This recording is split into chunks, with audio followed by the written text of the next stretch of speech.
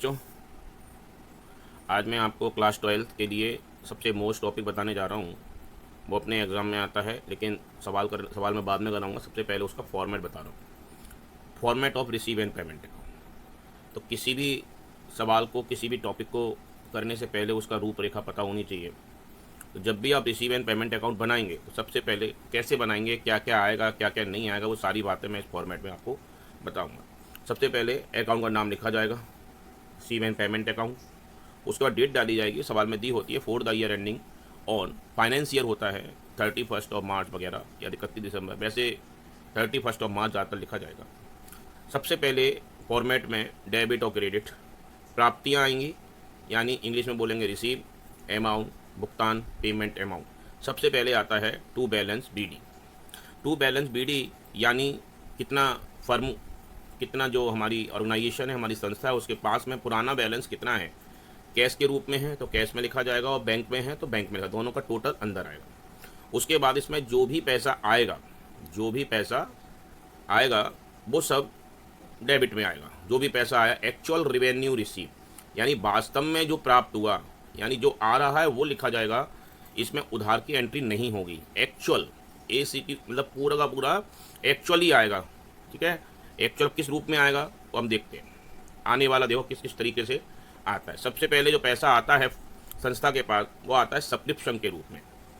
और सब्सक्रिप्शन किसी भी साल का हो, इसमें जरूर आएगा प्रीवियस ईयर, करंट ईयर और एडवांस ईयर, यानी तीनों ईयर का जो सब्सक्रिप्शन आएगा वो आप इसके अंदर लिख देंगे। ठीक है, उसके बाद डोनेशन आएगा, इनकम फ्रॉम लेक्चर, जो भी संस्था के लेक्चरार जो होते हैं वो लेक्चर देने के लिए जाते हैं, उसकी इनकम होगी वो आएगी इसमें।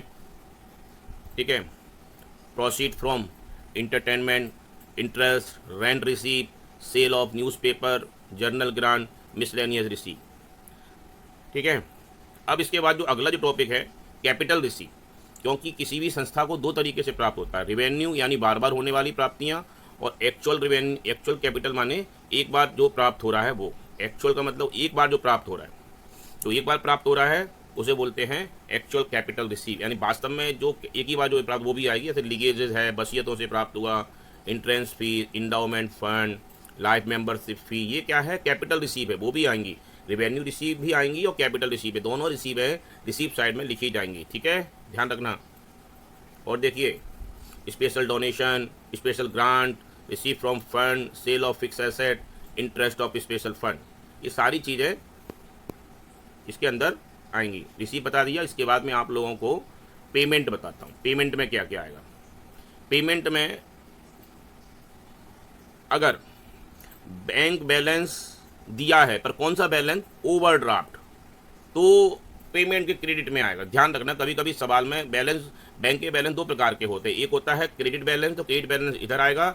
एक होता है ओवरड्राफ्ट। ओवरड्राफ्ट को कभी कभी बैंक बैलेंस डेबिट लिखा होता है, तो बैंक ओवरड्राफ्ट हमेशा क्रेडिट में आएगा, बाय बैलेंस BD के नाम से। उसके बाद जो पैसा जाएगा, एक्चुअल रिवेन्यू पेमेंट, यानी वास्तव में जो पैसा जा रहा है किसी भी तरीके से जाए।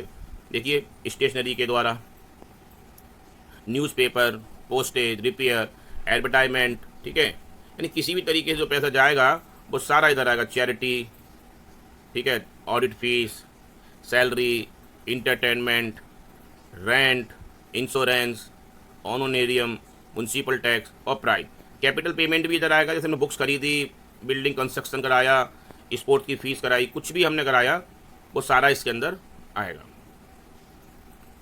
ठीक है, कॉस्ट ऑफ लैंड, इन्वेस्टमेंट बताया ना, sport material, investment, furniture, drawing, जो भी जाएगा। जो असली आंसर है वो इसका कैसे आएगा, आप रिसीव सारी साइड जोड़ेंगे। पहले रिसीव साइड का टोटल करेंगे, टोटल ऑफ रिसीव, जो भी रिसीव होगा वो जोड़ेगा, और पेमेंट घट जाएगा। पेमेंट घट के जो बैलेंस बचेगा वो कैश और बैंक में लिखा जाएगा। ठीक है।